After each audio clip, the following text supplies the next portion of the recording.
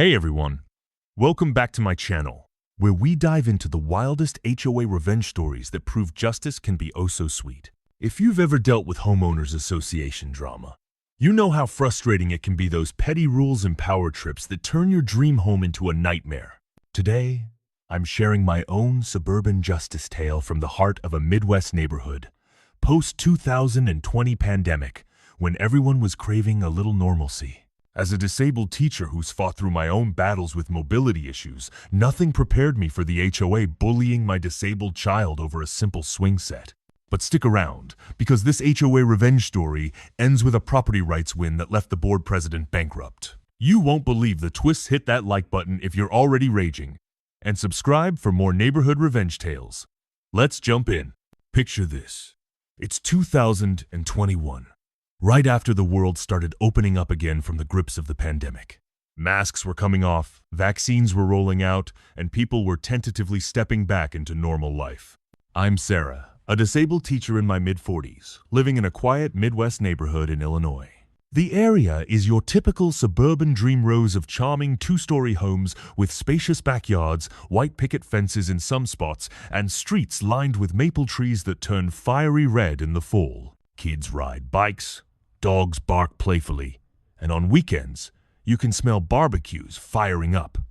It's the kind of place where you expect community and support, not conflict. I just moved here after a tough divorce. My ex and I had parted ways amicably, but it left me needing a fresh start. I bought this cozy house with a big backyard specifically for my 8-year-old son, Tommy. Tommy has cerebral palsy, diagnosed when he was just a toddler. He uses a wheelchair for most activities, but he's the brightest, most joyful kid you'll ever meet. His laughter is infectious, and despite his challenges, he's always pushing himself. One thing he absolutely adores is swinging. It's not just fun for him, it's therapeutic. The gentle motion helps with his muscle tone, balance, and even his mood. His physical therapist recommended it as part of his daily routine. A homeowners association, or HOA as everyone calls it, seemed harmless at first. It was supposed to maintain the neighborhood's aesthetics, things like keeping lawns mowed, trash bins hidden, that sort of stuff. But it was run by this entitled board, dominated by the president, Karen. Yes, her real name was Karen, and she embodied every stereotype of the HOA Karen you could imagine. In her 50s, with perfectly highlighted hair that never had a strand out of place. She drove around in a gleaming black SUV, always wearing sunglasses, even on cloudy days.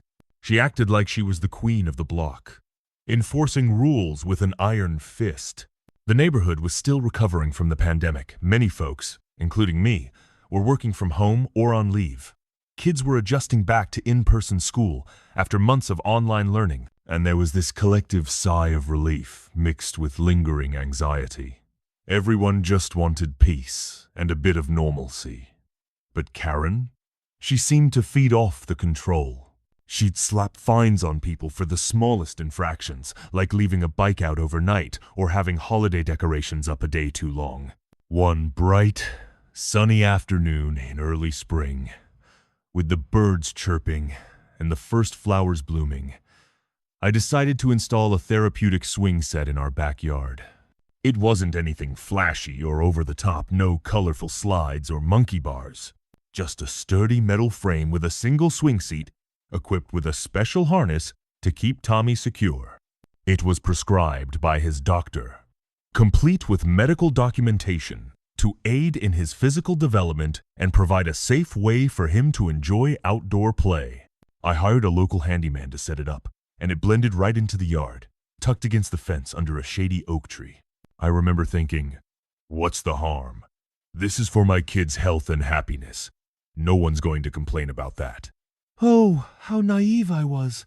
Little did I know, this simple act would ignite the biggest homeowners association drama I'd ever face, turning into a full-blown landscaping feud that tested my limits. Pause right here if you're already feeling that relatable rage bubbling up. Have you ever been slapped with unfair HOA rules that made no sense? Drop a comment below and let me know your stories. At first, everything seemed absolutely perfect. Tommy was out there on the swing almost every day after his therapy sessions, his giggles echoing through the yard like music. I'd sit on the porch with a cup of tea, watching him, my heart swelling with pride and relief. After all the isolation from the pandemic months of being cooped up inside, virtual school, and limited social interactions, that swing became our little oasis of joy. As a teacher on disability leave due to my own mobility issues from a chronic condition, I'd taken to homeschooling Tommy part-time, and incorporating the swing into his routine was a game changer. It helped him relax, build strength, and just be a kid. But then, out of the blue, the letter arrived in the mail. It was one of those official-looking envelopes from the HOA, stamped with their logo. I opened it, expecting maybe a welcome note or a newsletter. Instead, it was a violation notice, unauthorized landscaping alteration. My stomach dropped as I read it. Apparently, our HOA bylaws strictly prohibited permanent play structures in backyards without prior board approval. They classified the swing set as a landscaping alteration that could detract from the uniform aesthetic of the community. It felt like a punch to the gut. This wasn't some decorative fountain or a garish statue. It was essential equipment for my child's well-being. I didn't waste any time. I picked up the phone and called Karen directly, hoping a reasonable conversation could sort this out. "Hi, Karen. This is Sarah from Oak Lane," I said, trying to keep my voice steady and polite. "I received this violation notice about the swing set in my backyard. I wanted to explain it's not just any play equipment. It's a therapeutic swing for my son, Tommy. He has cerebral palsy, and it's prescribed by his doctor to help with his therapy. It's medical, not decorative." There was a pause on the other end, then Karen scoffed, her tone laced with dismissal. "Rules are rules, Sarah.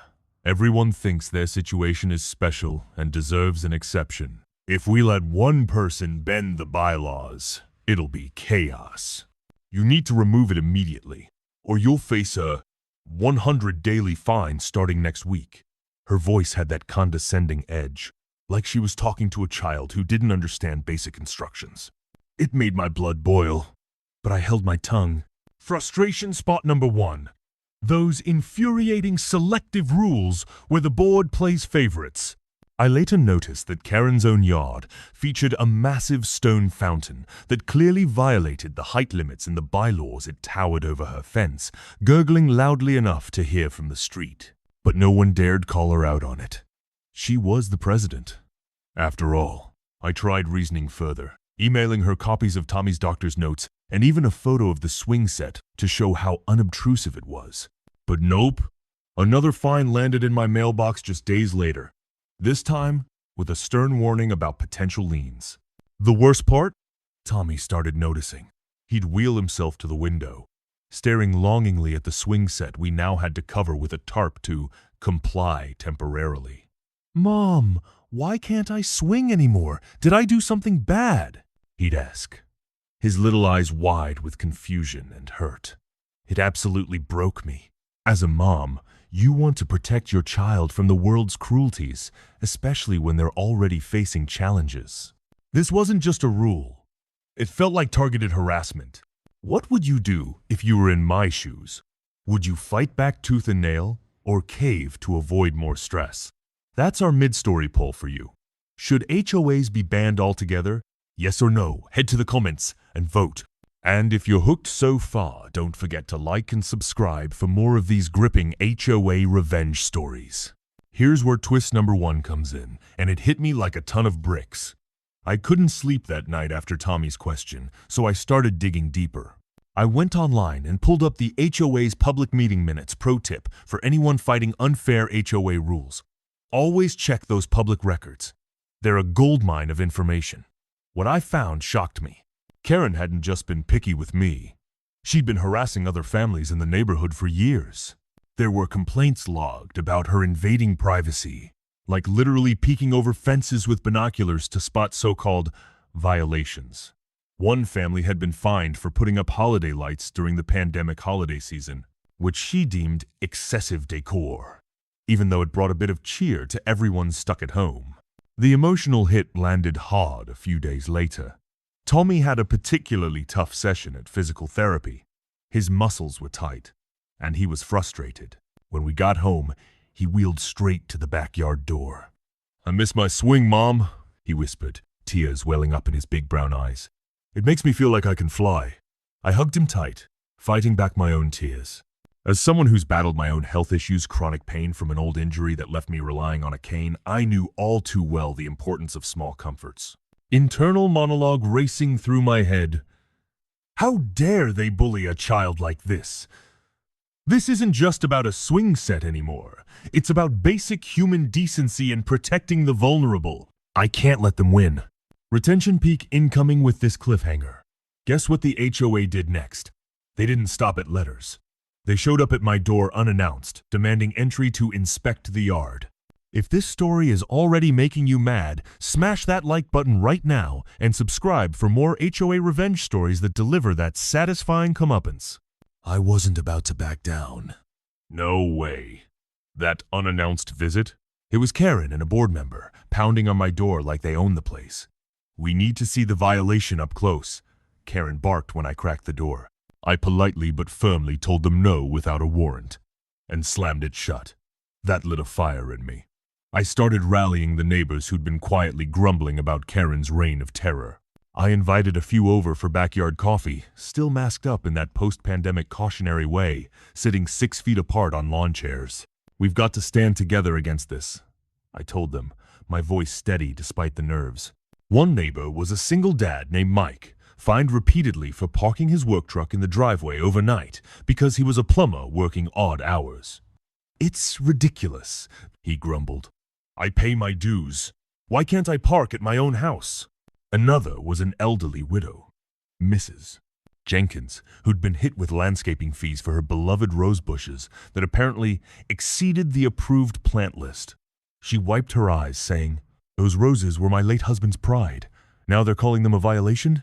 The real game changer came when I reached out to an old friend from college, a lawyer named Alex who specialized in housing disputes and HOA legal battles exposed in court cases. I emailed him everything. The notices, doctor's letters, even photos. His response was quick and electrifying. "Sarah, this isn't just petty, it's illegal. Denying a reasonable accommodation for a disability violates the Fair Housing Act. You have a strong case. Start documenting every single interaction. Emails, calls, everything." Boom, just like that. My hidden hero power was unlocked. I felt a surge of hope. I began recording phone calls, legally, of course, in our one-party consent state, saving every email where Karen dismissed Tommy's needs as convenient excuses and even noting dates when she drove by slowly, staring at my yard. Let's dive into a dialogue-heavy scene from the next HOA meeting, held in the community center with folding chairs and bad coffee. Karen banged her gavel like she was in a courtroom drama. Next item on the agenda: Sarah's illegal structure in violation of Bylaw 7.2. I stood up slowly, leaning on my cane for support, my heart pounding but my resolve steel. This isn't an illegal structure, Karen. It's essential medical equipment for my disabled child. Denying us the right to have it is discrimination under federal law. The room murmured. Karen smirked, adjusting her glasses. Prove it, Sarah. We can't make exceptions based on sob stories. The rules apply to everyone. Oh. The arrogance in her voice, it was palpable. But I was ready. I passed around copies of the doctor's prescription. Here's your proof. And if you push this, you're opening the HOA to a lawsuit. She waved it off. Meeting adjourned on this topic. Fines stand. Things escalated quickly after that meeting. The fines kept rolling in, stacking up to a whopping 5-0 within a month. It was terrifying. My savings were already stretched thin from medical bills and the post-2020 economic uncertainty, with inflation hitting hard and job security shaky for educators like me. Frustration spot number 2. Those endless fee hikes that HOAs impose during tough times, when families are already struggling to make ends meet. It felt like they were kicking us when we were down. Karen didn't stop there. She started spreading rumors in the neighborhood Facebook group, posting veiled comments like, "Some residents think rules don't apply to them. It's troublemaking that affects us all," people whispered when I walked Tommy to the bus stop. Internal tension gripped me every night. What if we lose the house over this? Tommy needs stability. He can't handle another upheaval. But the neighbor backup was growing. Mike the plumber offered to testify about Karen's selective enforcement, and Mrs. Jenkins shared stories of her own finds. Then came twist number 2, the shock that changed everything. While researching Karen's background, another tip. Google is your friend in these battles. I discovered her husband owned a local landscaping company. And get this, that company was the preferred vendor for all home-mandated yard fixes. Families fined for landscaping issues were funneled to his business, paying top dollar for compliance. Conflict of interest? Absolutely. This was the key evidence drop I'd been praying for. Addressed to you, the viewer. You won't believe this irony. It's like something out of a movie. What would you do if you uncovered something like that? Predict in the comments. How do you think I use this bombshell info to turn the tables? Retention peak cliffhanger alert. Just when I thought I had leverage, the board doubled down. They voted unanimously to place a lien on my property, meaning they could force a sale if the fines weren't paid. Pushback was fierce. Karen sent me threatening emails like, "Comply now, or we'll pursue legal action against you. This is your final warning." But twist number 3 swooped in like a hero. I posted anonymously on a local Facebook group about HOA bullying disabled kids over therapy equipment. It went viral overnight, shared hundreds of times with comments flooding in from other HOA victims. "This is outrageous," one wrote. "Fight back." Media buzz started brewing. A local news reporter messaged me, interested in a story on these suburban justice tales that expose HOA overreach. Frustration spot number 3, the blatant privacy invasion. Karen began driving by my house daily, slowing down to snap photos of the yard from her SUV. I'd see her through the curtains, phone in hand. It was creepy and infuriating. Relatable rage, right? If you're feeling it, pause the video if you're raging and share in the comments if you've ever been HOA'd like this. I built my case meticulously, like assembling a puzzle that would seal Karen's fate. I gathered affidavits from Tommy's doctor detailing the medical necessity of the swing, testimonies from neighbors about Karen's harassment patterns, and that explosive info about her husband's business ties. I even got an expert nod from a housing rights attorney Alex connected me with. This is textbook discrimination and self-dealing. You've got a slam dunk case. The underdog peak arrived, my epic turnaround moment, when I filed the lawsuit. As a disabled teacher who'd spent years instilling resilience in my students, it was time to practice what I preached. Fantasy win 1. I imagined Karen's shocked face when the process server handed her the papers at her front door. The HOA Karen meltdown was legendary. I'd later joke with friends over wine. More dialogue to bring it alive. Alex called me after reviewing the docs. "Sarah, we've got them cornered. If we prove malice and those emails show it, this could bankrupt her personally. She's been playing fast and loose for too long." I nodded, even though he couldn't see me. "Let's do it. For Tommy. And for everyone she's hurt." The clash began in earnest. Court day rolled around, a crisp fall morning, with leaves crunching underfoot as I walked into the courthouse, cane tapping steadily. Karen strutted in, her lawyer a slick guy in an expensive suit by her side. "This lawsuit is frivolous and a waste of the court's time," she declared during opening statements, her voice dripping with false confidence. But our evidence expose? It was devastating. Neighbors rallied, taking the stand one by one. Mike described the parking fines that forced him to rent a garage spot he couldn't afford. Mrs. Jenkins tearfully recounted how Karen's rules destroyed her Rose Garden memorial. The judge's face hardened when we presented the conflict of interest docs bank statements showing HOA funds funneled to her husband's company. Twist number 4. The ultimate surprise, Karen's own emails, subpoenaed and read aloud in court. One admitted, "I know about the kids' issues, but we can't let exceptions ruin the neighborhood's uniform look. Ignore the complaints." Gasps filled the room. The showdown climax peaked when the judge addressed her directly. "Ms. Karen, your actions not only violated federal disability laws but also breached fiduciary duties with clear self-interest. The HOA will pay compensatory damages to the plaintiff, and you, personally, are liable for punitive damages totaling $150,000. Her face? It drained of color, mouth agape, the HOA Karen meltdown that viewers like you dream about in these stories. Share hook 1. The Karen's face when the judge ruled. You have to picture it. It was pure poetic justice.